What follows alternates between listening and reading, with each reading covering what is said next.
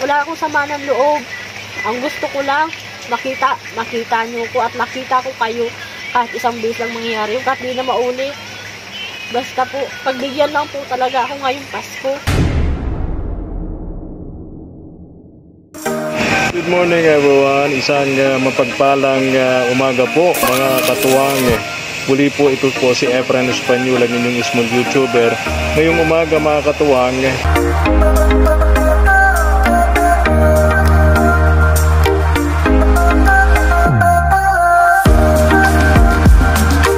Pasko ng ulan mga katuwang.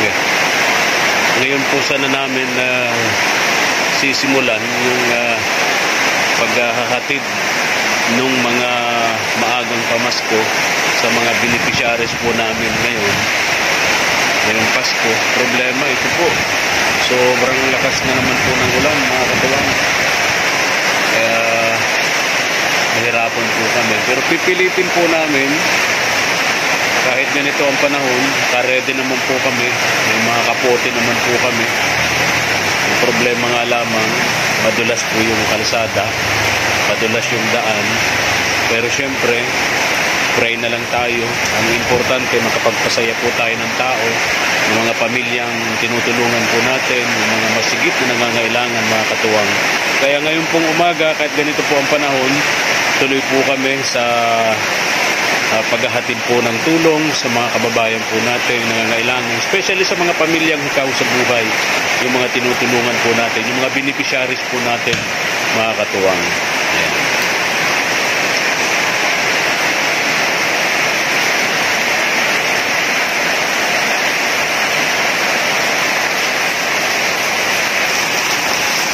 Days na lamang, Pasko na. Kaya abangan nyo rin po yung aming gagawing food feeding sa isang isla dito sa lugar po namin. And namili na po kami ng mga laruan ng bata. Then susunod po namin yung pamimili naman ng lulutuin po namin doon sa isla. Then yung mga hahanda po namin mga palaro para sa mga bata.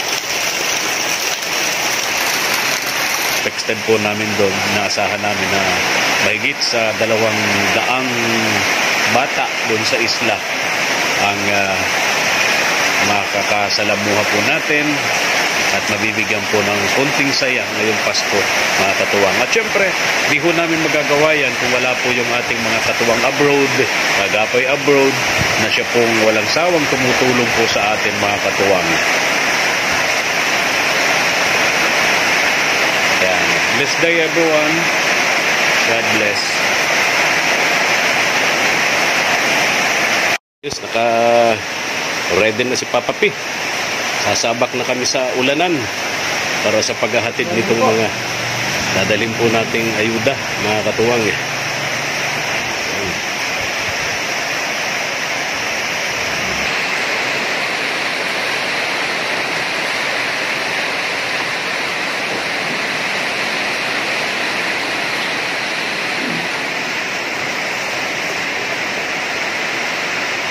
Dulas talaga. Ako ang nadulas. Ikaw kasi Papa P. Ay nako. Katatawa ko sa iyo, ako yung nadulas. Pambira. Ha? Pambira ka Papa P. Yung katatawa ko, ako yung nadulas. Buti yung walang, yung natapunan ng cellphone, hindi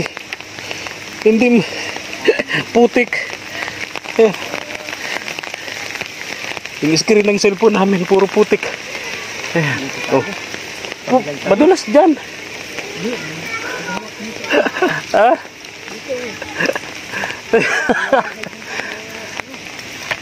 Madulas dyan, oh.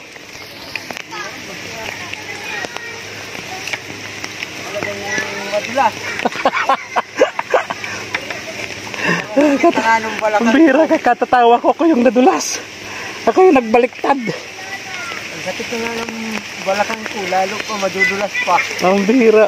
Oh, dandahan. Hindi ko nang tumawa. Katatawa ko, ako yung nadulas. Ha? Hawak-hawak ka dito sa mga galit ko. Paghawak-hawak.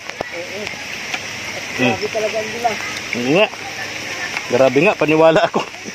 Nadulas na nga ako. Ay, thank you Lord. Ha? Salamat. Hindi ako nadulas. Ako ang nadulas. Tingnan mo likod ko kung maputik. Dandan. Tingnan mo likod ko. Ano? Putik. Grabe? Wala mo yan. Ano? Grabe ang putik. Sige. Ang putik, ang dami. Pero, talaga. Mawawala din yata yan pag malakas ang ulan naman. Eh, ano? Oo, tara. Yung mga bata, bigyan mo ng ano, pang merienda nila. Bantay dun sa dala natin. Mga bata, nagpapaulan. Naliligo sa ulan. Ito, tara na. Hati-hati kayo dyan ha. Pambili nyo yung tinapay ha. Okay, sige na. Tara na, Papa P. Mayra. Mga katuwang. Mega love shout out kay Lola Jet and family. And also sa kanyang very supportive husband. Husband po ni Lola Jet. 2 kahon to. Itong pinadala sa amin ni Lola Jet. May iba't ibang pangalan. Yung mga tinutulungan nating pamilya. Papa P, mali yata tayo. Dito yata, dito. Ha? Diyan ba? Hindi dyan. Mali. Dito tayo. Dito. Hindi na natandaan ni Papa P.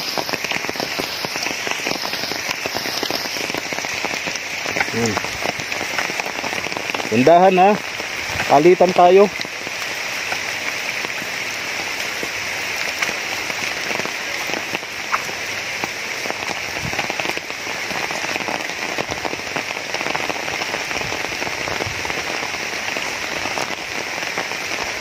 Mega love shout out sa lahat ng ating mga katuwang abroad.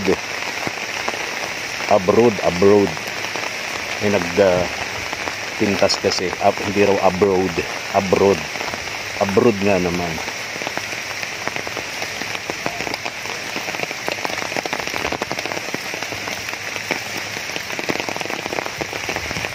Ngayong araw, kung di ako nagkakamali, uoperahan sa mata si Ma'am Cora, yung wife po ng isa nating katuwang abroad, si Sir Ernesto. Regards po sa family po ninyo, Kuya Ernesto, dyan sa Melbourne, Australia. And sana po gumaling agad si Ma'am Cora sa kanya pong operasyon sa mata. Ngayong araw to, kung di ako nagkakamali. Pagsabi ka lang, Papa P, ha?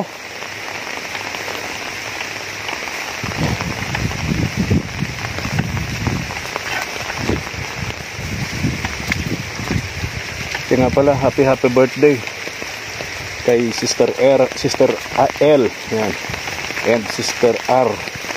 Next week tayo eh, sabi po ni JM. And syempre, regards din po kay Ma'am Post Lady.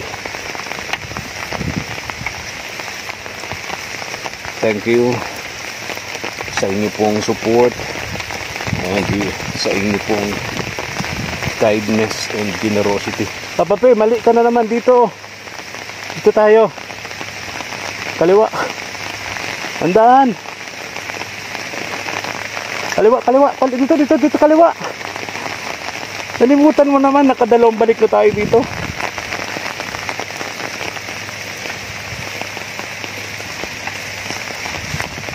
Mahina po kasi ako sa ganitong nagpapasan po ng mabibigat. Kasi yung kaliwa ko may bakal.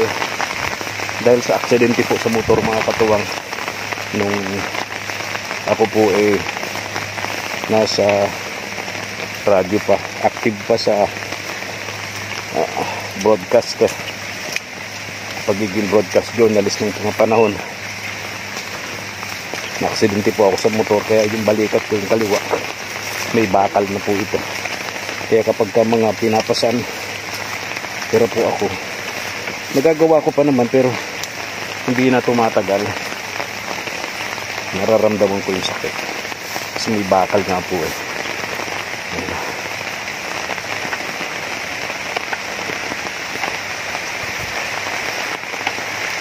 So kawawa itong pamilyang ito dito. Ni na Myra. Yung kwento nito sa atin, nakakaiyak din. Sa murang edad eh, napilitin siyang tumakas sa kanyang pamilya, sa kanyang nanay, dahil pinipilit siyang ibugaw sa mga lalaking may pera. Kaya tumakas itong si Myra mula sa Albay, nakarating dito sa Camarines Norte. Dito nakapagnasawa ng isang magkakabod. Naghihirap din. Itong bahay na to, hindi to sa kanila. Inaarkila lang nila ito, 500 pesos. Pero sira-sira na rin. Tao po! Tao po! Ay, Myra. Pwede ba kaming tumuloy? Papapi, baba mo na. Baba mo dyan sa ano.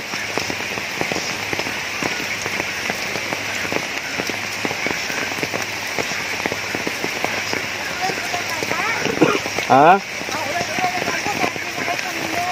Ano? Sana po din na po kayo tumuloy. Grabe naman po yung ulan. Sana hindi na kami tumuloy. Opo, kasi po ang ulan.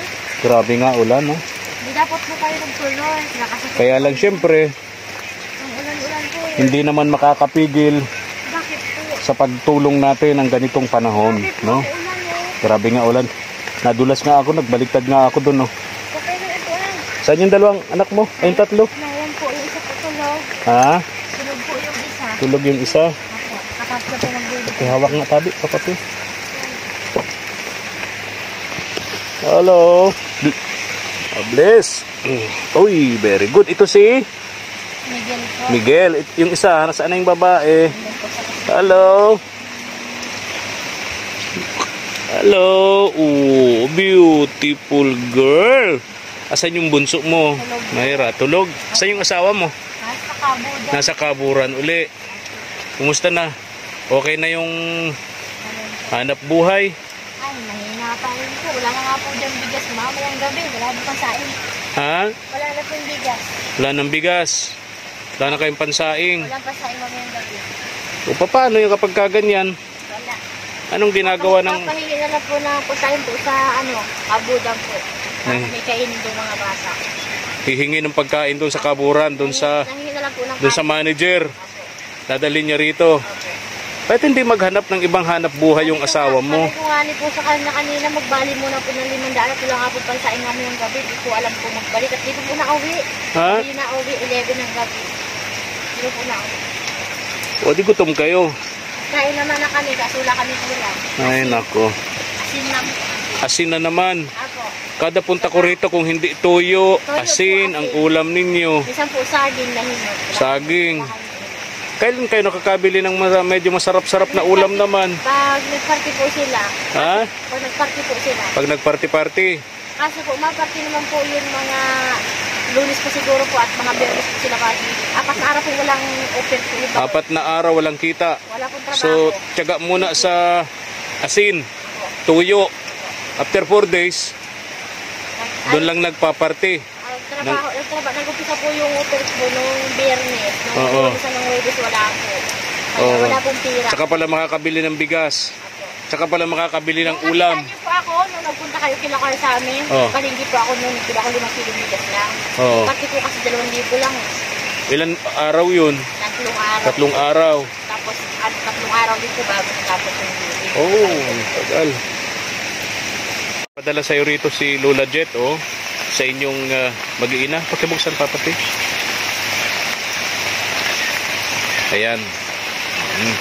Buksan mo, papapi. Ay, bigyan mo kay Myra. Si Myra na magbukas. Galing niya kay Lola Jet of USA, Myra.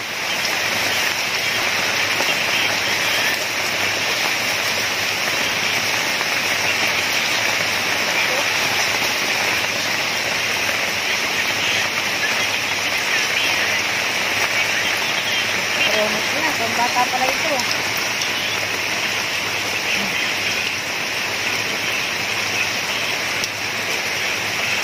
Para sa mga anak mo yata. Nag-eskwela ba mga anak mo? Hindi pa po. Ha? Hindi pa po. Ay, hindi pa? O, itago mo yan. Pag nag-eskwela yan, gamit yan sa school. Pinagsasabi ko po siya pag-aaralin kasi alanganin naman na baga po kuya. O, sino ang mag-aaral dyan? Yan dalawa po. Kinder. Pares po kinder. Ito 6 years old. Ito naman ay 5 years old. Pag-asabay na lang daw po sabi po nung kapitbahay namin. Pares kinder. Apo, kasi po, pag pinag-grade 1 to sa alanganin hindi naman. Pagsabay ko lang na po ng kinder po. Okay, okay. Sugat po ang mata niya. Ha? Sugat po ang mata niya. Na paanong mata niyan? Nag-away po sila. Magkapatid? Nag-away po kasi ito daw ay nagugutom.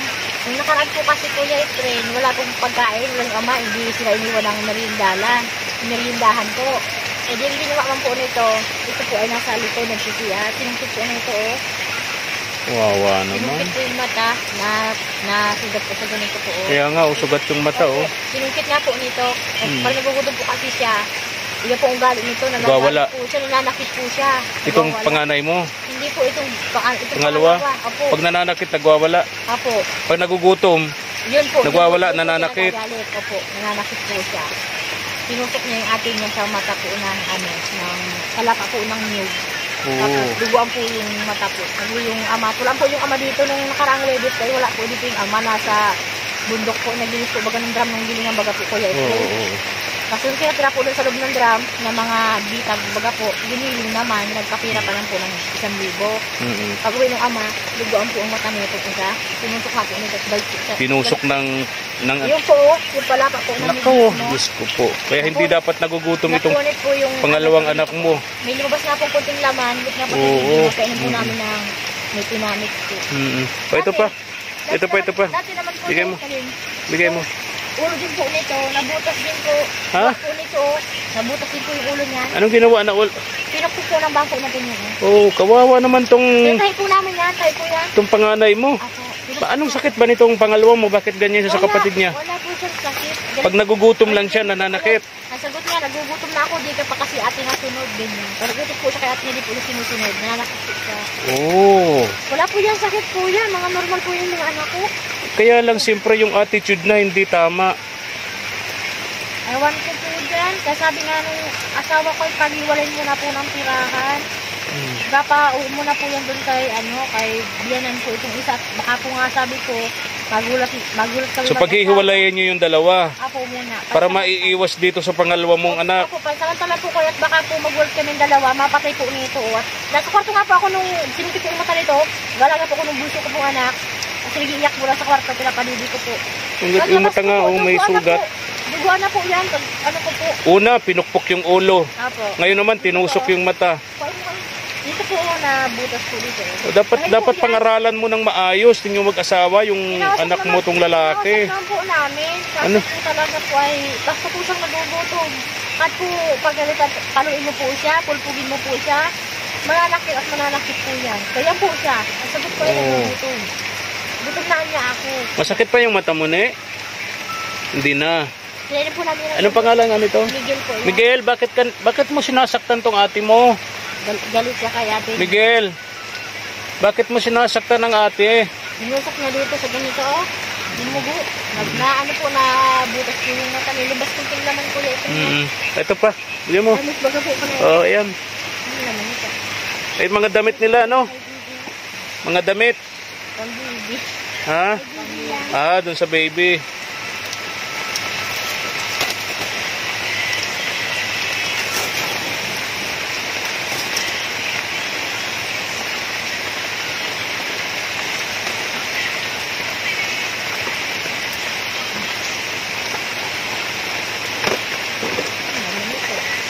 Buksan mo.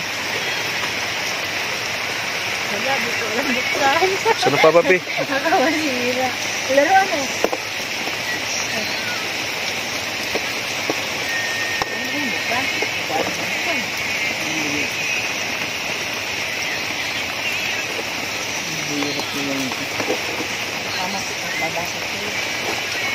Butin yata tayong hating gabi dyan, Papa Pi. Ha? Kaabutin tayong hating gabi rito.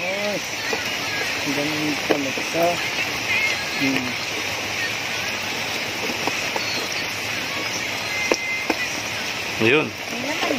Laruan eh. Oo. Huwag na kayo Kaya ano yata to, dito sa pangalawa? Ano?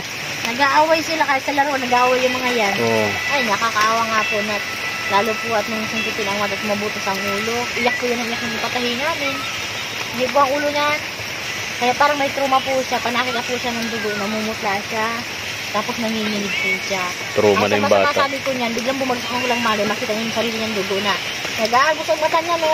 Dumudugo, umaagos. Bigyan mo na doon sa ano. Sa'yo daw yan, yung lagayan mo. Kung kayo mag-aaway yung kalawa na yan, pag yan, hiraman lang kayo niya, hindi kayo nag-aaway. Asan pa? Papapi. Ayun pa. Buksan mo yan. Bigay mo kay Mayra. Ito Mayra.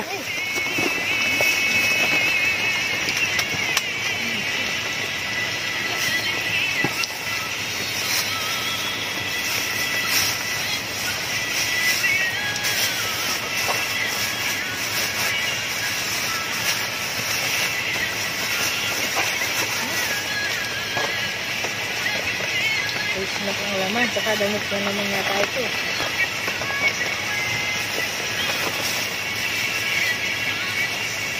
Ito nga, ganito. Para sa inyo. Para sa mga bata. Sakto na sa kanila. Kasi na po yung Dami. babae. Mga galing yan Amerika. Mayra. Mga damit na yan.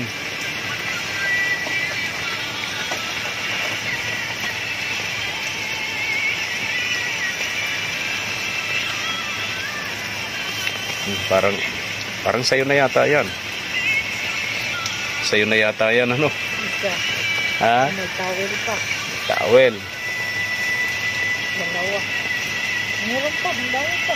Dami, oh, dami damit.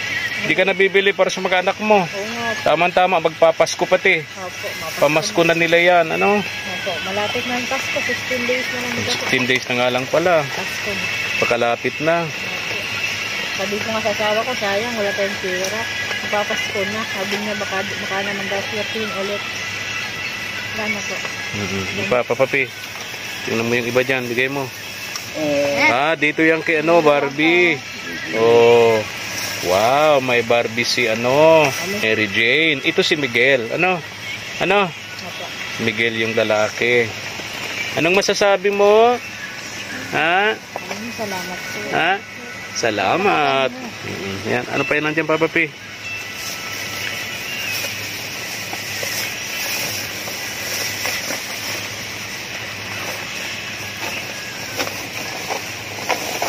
Dadahan.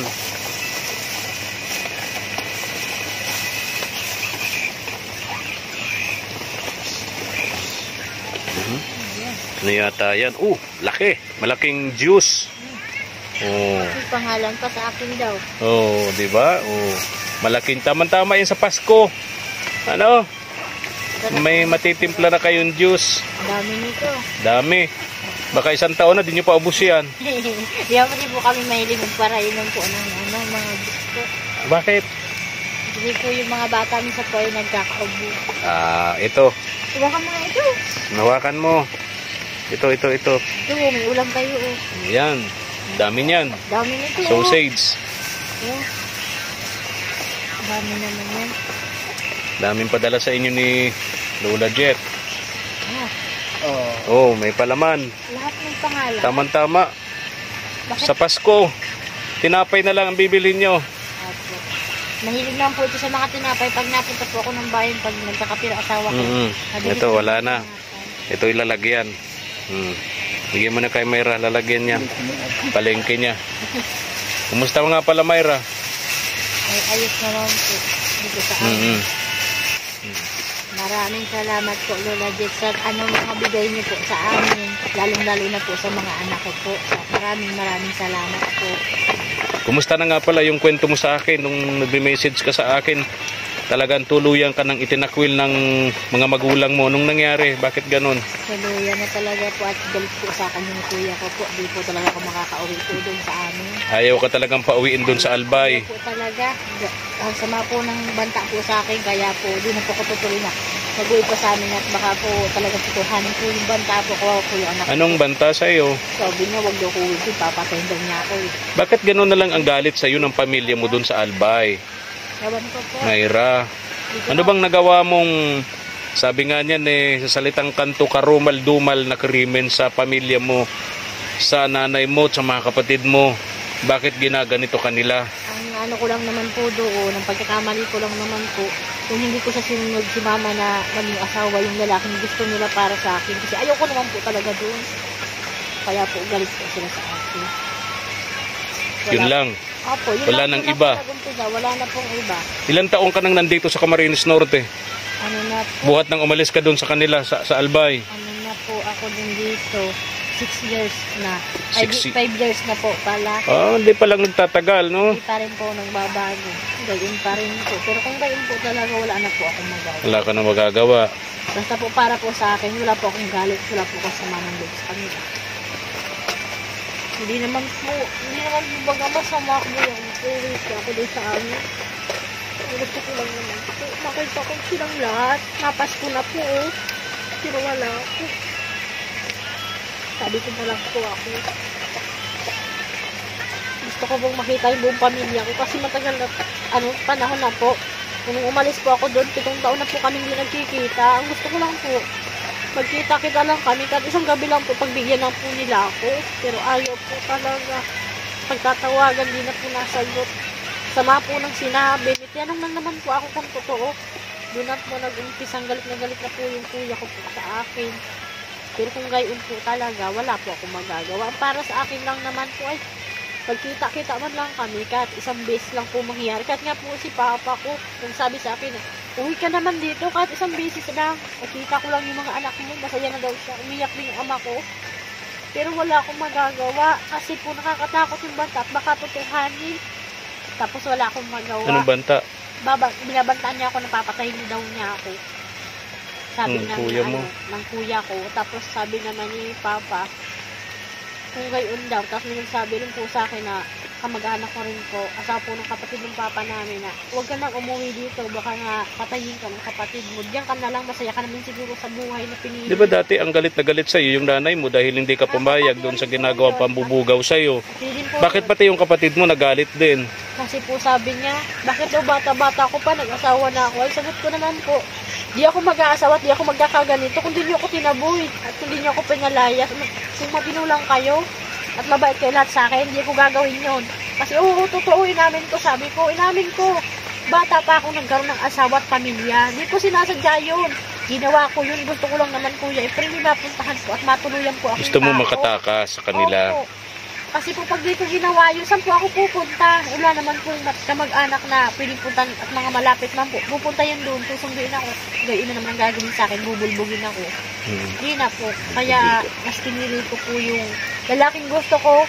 Yung gusto po nila ay sinuway ko, kaya po galit po sa akin yun. Sana mama, kahit ngayon man lang, ngayong Pasko lang, pagbigyan niyo ko, kahit isang gabi lang ako sa bahay. Gusto ko lang, magkita-kita tayong lahat. Nakita mo yung mga anak ko. Tagal-tagal naman na ng panahon na yun. 7 taon, hindi tayo nagkikita. Hindi niyo pa rin tatanggap yung nangyari. Sana po kalimutan na lang po ninyo yung nangyaring yun. Kasi hindi ko gusto niyo para sa akin. Sino naman pong anak na gugustuhin yung taong hindi mo naman gusto? At bakit po, kailangan po bang magulang talaga ang pagpili na maging asawa para sa anak? Hindi naman baga po pwede yun at maling-mali po kayo. Sana po maintindihan niyo ko. Wala akong sama ng loob. Ang gusto ko lang, makita niyo ko at makita ko kayo kahit isang beses lang mangyari yung kahit di na mauli. Basta po, pagbigyan lang po talaga ako ngayong Pasko. Balak po namin umuwi ng Albay ngayong bago magpasko. At uwi yung asawa ko dun sa mama niya. At tutuloy naman ako sa amin. Kaso yung banta niya, di ko nagustuhan. Di na lang po. Dito na lang po ako. Ano po masasabi ko? Sige na. Ingat kayo lagi, ha, Mayra?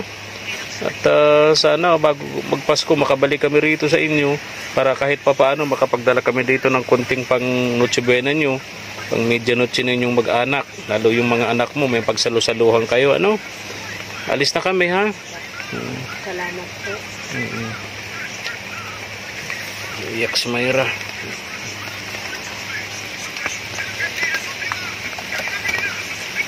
Ang bahay na lang ito mga katuwang. Inaarkila din nila ito. Magkano arkila nyo rito, Mayra? 400. Pero ilang buwan na kayo hindi nakabayad, laging, ha? 4,000 na utang nila dito. Sa may-ari ng bahay nila dito, 400 a month. Alis na kami. Ha? Basta tayo mga katuwang.